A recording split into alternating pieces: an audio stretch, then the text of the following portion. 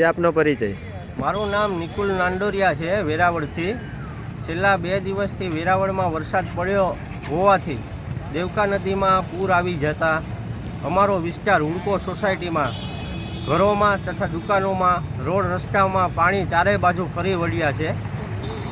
તંત્ર દ્વારા કોઈ આવ્યું છે કે જોવા? શું છે હજી તક? તંત્ર દ્વારા અવિરત જોવા આવે છે ને સહાય પણ કરે છે ને એનાથી બનતી મહેનત કરે છે. બુલડેઝરને બધી મોકલે છે.